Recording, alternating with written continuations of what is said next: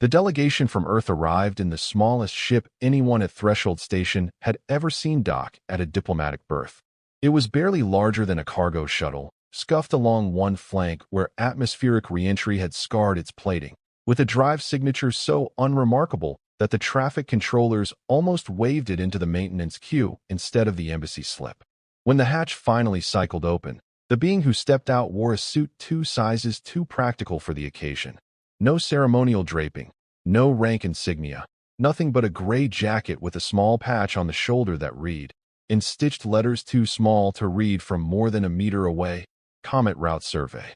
Ambassador Threlk Vance Oro of the Sesrali Compact watched the arrival from the observation gallery with 3 of his junior attaches, and he laughed before the human had even cleared the umbilical. "That's it," he said. "That's the entire delegation?" "There's a second one disembarking now, Ambassador," said his aide, a slim Tellurian named Issa who had the good sense not to laugh along, even though her mandibles twitched with the effort of restraint. The second human was shorter than the first, round-faced, carrying a satchel instead of a briefcase, and walking with the loose, unhurried gait of someone who had never once in her life worried about being judged by the room she was entering. She caught sight of the gallery full of alien diplomats staring down at her, lifted one hand, and waved. Threlk did not wave back. He turned to his attaches instead. 300 years, he said. 300 years since the Sesrali Compact opened its first trade corridor, and this is what Earth sends to negotiate the Halcyon Drift settlement. A survey officer and what is she, a logistics clerk? Her file says she's a structural engineer, sir. Of course she is. Threlk's laugh had an edge of genuine delight in it now, the kind a predator feels watching prey wander unknowingly into open ground. Humanity sends an engineer and a surveyor to argue jurisdiction over a debris field worth 4 trillion credits in salvageable alloy. This will be the easiest negotiation of my career. He was not wrong about the stakes. The Halcyon Drift was the shattered remnant of a dead shipyard moon, torn apart in some forgotten war centuries before any current species had starfaring technology, and its asteroid-sized fragments were laced with pre-collapse alloys that no modern forge could replicate. 6 different polities had filed competing claims.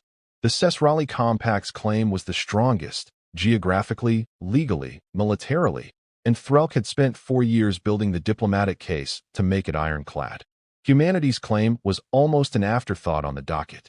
A single uncrewed survey probe, launched decades ago on a slow trajectory, had drifted through the drift's outer debris ring and logged enough mineral data to file a discovery claim under compact treaty law. Nobody had expected Earth to actually show up and contest it. Nobody had expected Earth to send 2 people to do it. Quiet confidence, Issa murmured, watching the smaller human, Dr. Mara Voss, according to the manifest, pause at the base of the ramp to look up at Threshold Station's vast geodesic dome, taking in the view the way a tourist might, not the way a diplomat preparing for a hostile negotiation would. Quiet confidence is what people perform when they have nothing else to offer, Threlk said. Watch. By the 3rd session, they'll be asking for an extension. By the 5th, a settlement conference. By the 7th, they'll withdraw the claim rather than be embarrassed on the public record. He was already composing the victory memo in his head. The first session went almost exactly as Threlk predicted, which was its own kind of warning sign, if he'd been paying attention to the right details. The negotiation chamber aboard Threshold Station was a wide amphitheater of staggered crescent desks, built to seat delegations from 40 different physiologies at once, though for the Halcyon Drift proceedings only 6 tables were occupied. The Sesrali delegation took up the largest, 11 members deep, robed in formal blue and silver, each with a dedicated legal aide feeding them real-time precedent citations through subvocal earpieces. The human delegation sat at a table built for 6 and used 2 chairs.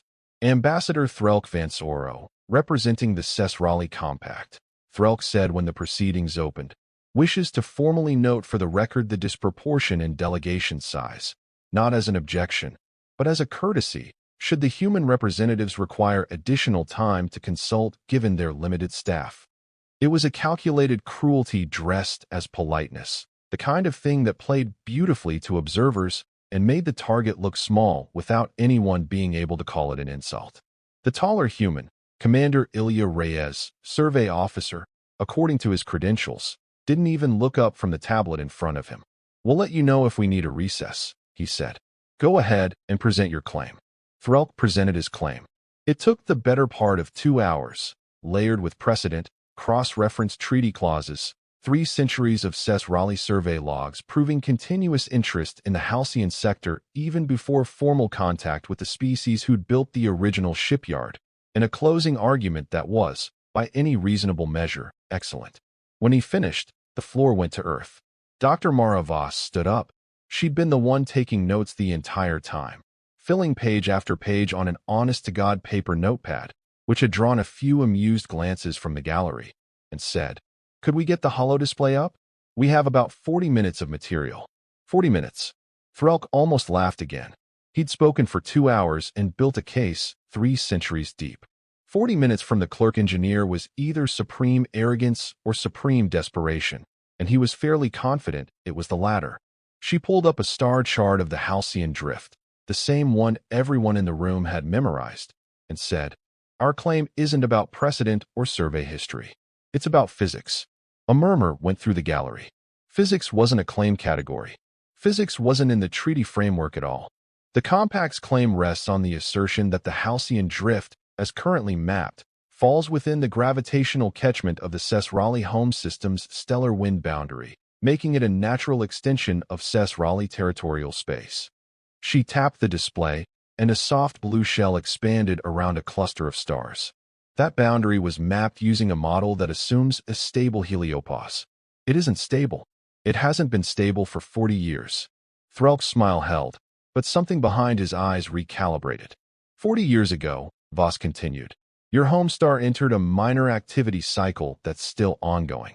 It's subtle, nothing that shows up in a casual survey, and nothing your treaty cartographers would have caught unless they were specifically looking for it, because nobody had a reason to look. But it's there in the data, if you know where to look for it. The stellar wind boundary you've based your entire territorial claim on has drifted. Today, it sits roughly 600 million kilometers closer to your home system than the boundary your claim describes. She let that sit in the air for a second, which means the Halcyon drift isn't inside Cess Raleigh catchment space anymore. Hasn't been for almost 30 years. Your claim isn't strong, Ambassador. It's expired. The chamber went very quiet. Threlk's legal aide was already whispering frantically into his earpiece, pulling up 40 years of stellar survey data that nobody on the Cess Raleigh team had thought to cross-reference, because nobody had ever needed to. The claim had been settled doctrine for 3 centuries. Nobody contests settled doctrine. Nobody checks the math on something everyone already agrees is true. This is, Threlk said carefully, an extraordinarily specific allegation to make without notice. It's in the brief we filed 2 weeks ago, Voss said, not unkindly. Section 4. We can wait if your team needs time to verify. They needed time.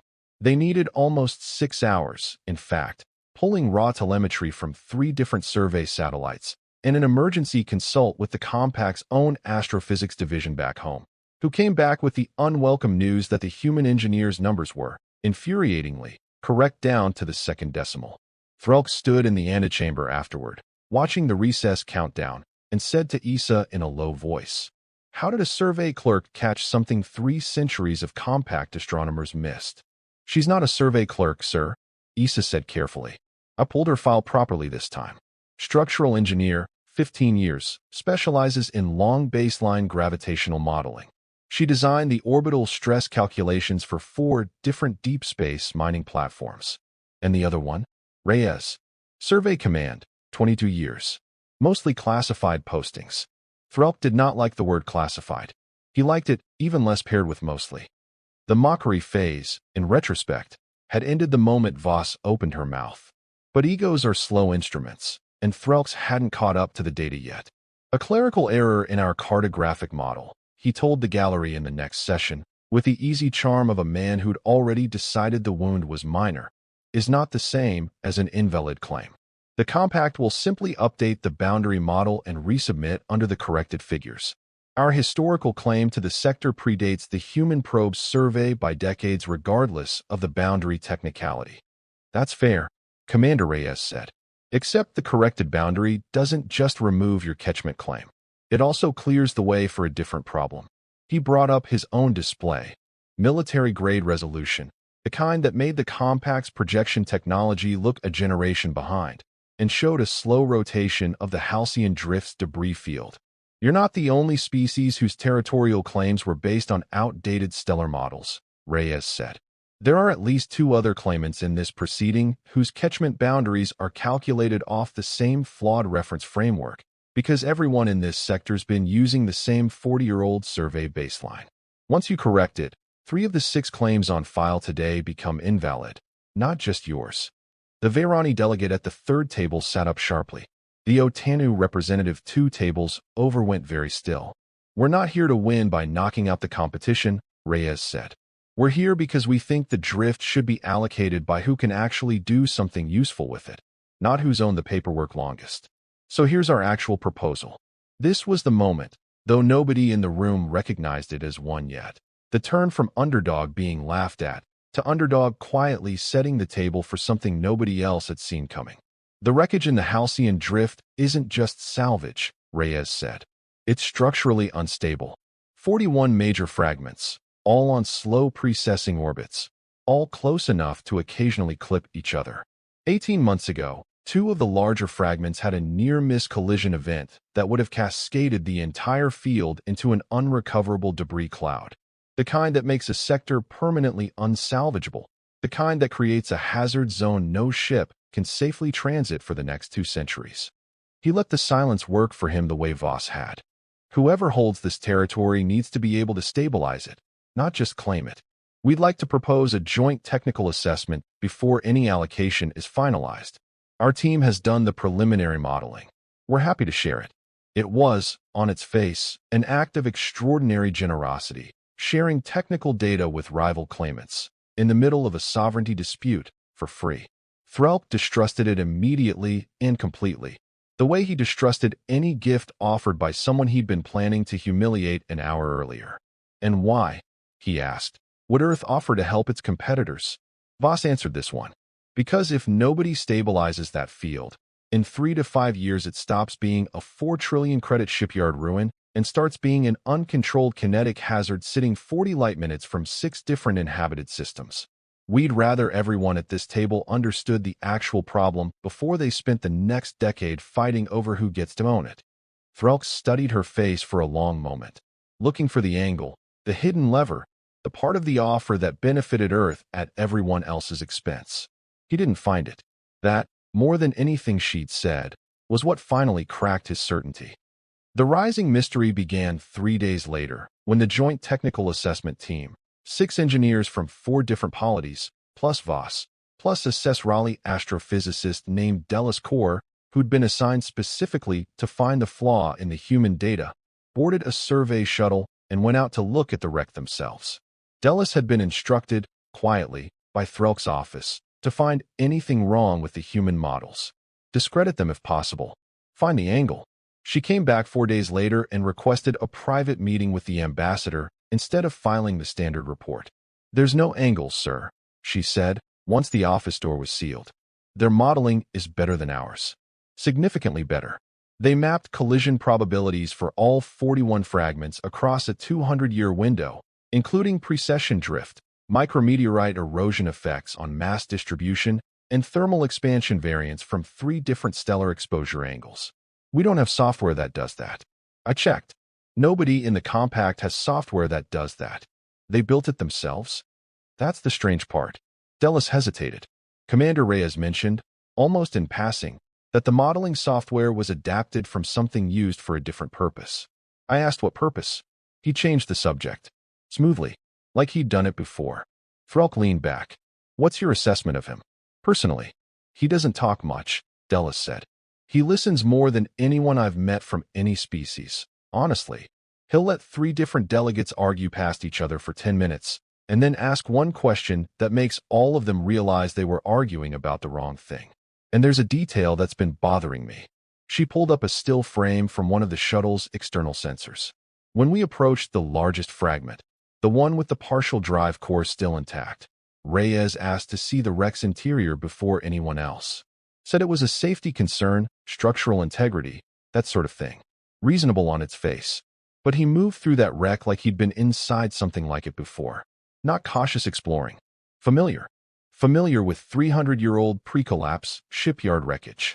Yes, sir. Threlk sat with that for a long moment. Mostly classified postings, Issa had said, weeks ago, and he'd let the phrase slide past him because he'd been too busy enjoying the spectacle of an undersized delegation to wonder what 22 years of classified survey work might actually mean. Pull everything public on human deep space survey doctrine, he said, and give me a meeting with the Otanu delegation. Quietly, I think we should compare notes before the next session. The Otanu ambassador, a weathered old diplomat named Frask who'd been doing this longer than Threlk had been alive, met him in a private lounge 2 decks down from the negotiation chamber and didn't bother with pleasantries. You came to ask if I think the humans are hiding something, Frask said. Yes, obviously. The question is whether it matters. It matters if they've misrepresented the scope of the hazard to manipulate the proceedings. Frask made a low sound that might have been a laugh. Threlk, I've watched you for 3 sessions now. You came into this thinking you were dealing with a minor species padding out a token claim with 2 underqualified representatives. Then you found out the engineer is a structural specialist who caught a stellar drift error your entire astronomy division missed.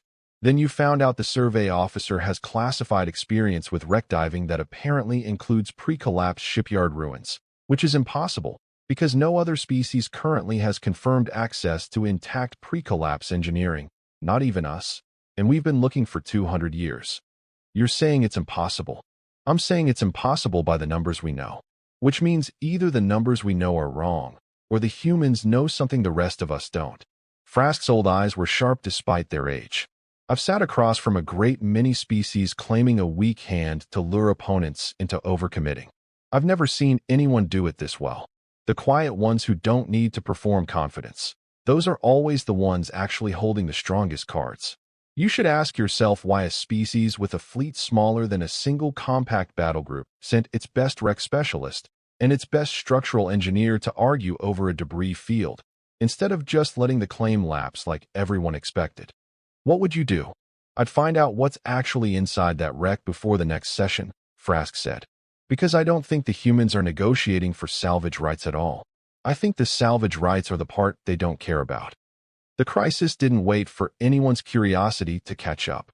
It happened on the 5th day of the technical assessment, during what should have been a routine survey pass of Fragment 19, one of the smaller wreck pieces, a shard of what had once been a shipyard gantry arm, drifting on a slow 40-year orbit that every model agreed was stable for at least another century.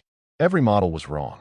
The first sign was a proximity alert that nobody on the Joint Assessment Shuttle took seriously, because Fragment 19 had no history of erratic movement, and the alert profile matched a known sensor ghosting issue from solar interference. The second sign was the shuttle's hull groaning under a gravitational shear stress that shouldn't have existed in open space, fully 40 seconds before anyone understood what was happening. That's not 19, Voss said, staring at the readout. Her voice gone flat and fast in the particular way of someone whose calm was a function of speed, not detachment. That's not 19 moving. That's 19 and 23 on a collision vector that wasn't in any model because she was already pulling new data, hands moving across the console with the practiced economy of someone who'd done this under worse conditions than this, because the precession rate changed. Something hit one of them.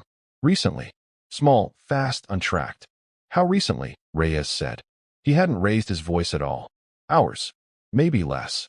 The shuttle carried 6 engineers from 4 polities and 1 Cesrali astrophysicist who had never in her professional life been closer to active kinetic danger than a simulation chamber. Delascour's voice, when she spoke, had the particular tightness of someone doing everything in her power not to scream. If those 2 fragments collide, the debris cone intersects our position in 11 minutes, Voss said. I know. I'm working on it. Working on what? The Verani engineer at the rear console said, his translator flattening what was clearly panic into something almost comically polite. There is no working on it. We evacuate the assessment zone. Now, before the cascade begins. If we run now, the cascade still happens, Voss said. 2 fragments collide. That's a few hundred new debris pieces on unpredictable vectors through a field that already has 40 other masses in it. Best case, That's the unsalvageable hazard zone scenario we warned everyone about, just 20 years early. Worst case, the debris cone clips fragment 11 on the way out, and 11's the one with the structurally compromised drive core. That doesn't just create debris. That creates a kinetic event with enough energy behind it to reach the inhabited orbital infrastructure in this system within about 6 years, assuming no further deflection. Running doesn't fix the problem. It just means we're not there to watch it happen. Then what is the alternative? Delis demanded. Reyes had already moved to the secondary console, and his hands were doing something the rest of the cabin didn't immediately understand.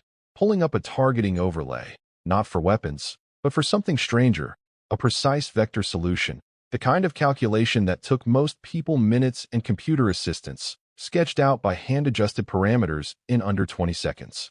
We can't stop the collision, he said, but we can change where the debris goes. Mara, give me the mass distribution model on 19. All of it, down to the loose plating. You're going to redirect the cascade. I'm going to give it somewhere safe to go. What happened next would be reconstructed afterward from sensor logs, and argued about in 3 different academies for years, because nobody present fully understood what they were watching until it was already finished. The shuttle had no weapons. It had, however, a maneuvering thruster array rated for fine positional adjustment, never intended for anything resembling combat use. And it had Ilya Reyes, who took manual control of the helm with the calm, economical movements of someone who had done something like this before. Not this exact thing. Nobody had ever done this exact thing, but something adjacent to it. Something that had taught his hands the shape of split-second three-dimensional problem, solving under lethal time pressure. Mara, I need the contact point on 19 recalculated for a glancing strike instead of head-on. If I can clip it at the right angle before 23 reaches it. You want to hit it. With the shuttle. I want to nudge it. There's a difference, but only if your numbers are right. They're right, Voss said, and there wasn't a flicker of doubt in it, which was, in its own way, more frightening to the other passengers than the collision warning had been. She fed him a corrected vector solution in under a minute, numbers that accounted for variables Delis wouldn't have thought to include: outgassing pressure from the fragment's frozen volatiles, the asymmetric mass distribution from centuries of micrometeorite erosion, the precise angle needed to convert a head-on collision into the gentlest possible deflection. This will not work, the Varani engineer said, not as an objection but as a flat statement of fact, the kind people say when they've already started making peace with what comes next. It'll work, Reyes said, and fired the thrusters. The shuttle's flight path bent into a tight, brutal curve that pressed every body in the cabin sideways against their harnesses, a maneuver no commercial pilot would ever attempt and no commercial vessel was technically rated to survive, and for 4 seconds the hull screamed with stress that made Delis' course certain, with total clarity, that she was about to die in a debris field beside 2 humans she'd known for less than a week. Then the shuttle cleared fragment 19's leading edge by a margin so narrow that the proximity sensors simply stopped registering a useful number, and a fine spray of frozen volatile gas vented off 19's surface in a long silver plume, exactly where Reyes had pointed the shuttle's wake turbulence to strike it, exactly hard enough to alter its rotation by the fraction of a degree that Voss's model had calculated.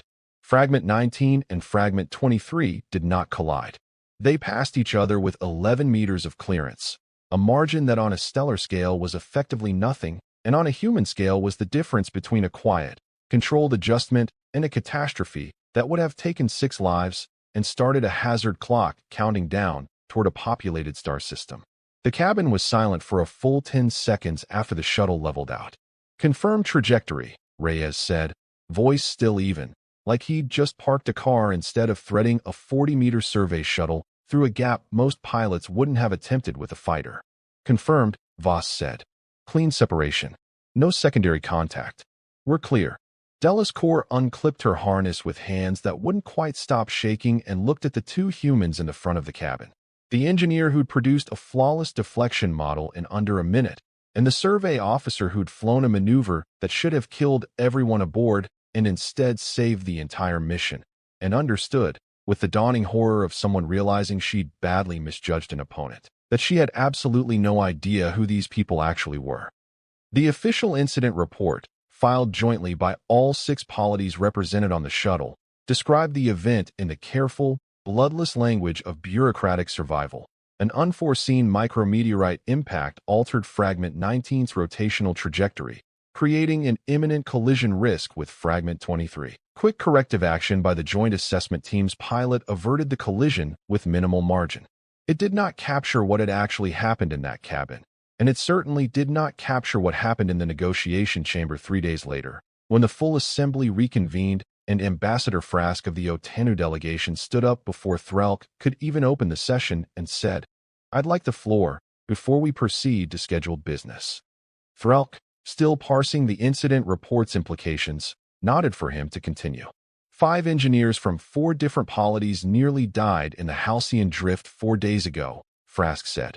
They are alive because the human pilot flying their shuttle executed a maneuver that, and I have had this confirmed by 3 separate flight engineers since, should not have been survivable in a vessel of that class.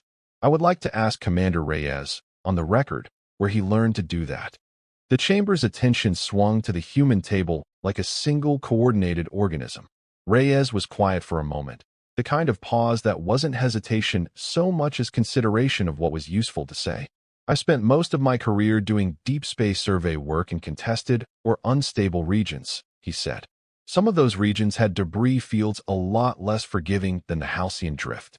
You learn fast, or you don't come home. Contested regions, Frask repeated. Whose contest? That's classified, Reyes said, without a trace of apology. But I'll tell you what isn't classified, because it's actually the relevant part. The reason I knew how to calculate that deflection in under a minute is the same reason Dr. Voss's structural models are better than anything currently used by any delegation in this room.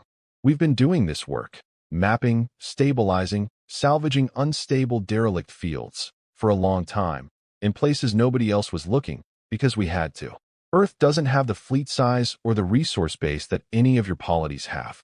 We never could afford to lose ships, crews, or salvage to avoidable accidents. So we got very good, very fast, at not losing them. He let that settle, then continued. That's actually why we're here. Not for the 4 trillion credits in alloy, though we wouldn't turn it down.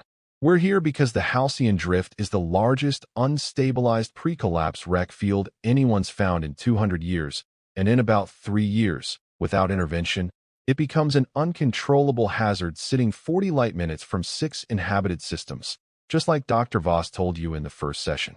We have the modeling, the experience, and, as of 4 days ago, a demonstrated ability to handle the field's actual risks in real time, under pressure, without losing the shuttle or the team aboard it.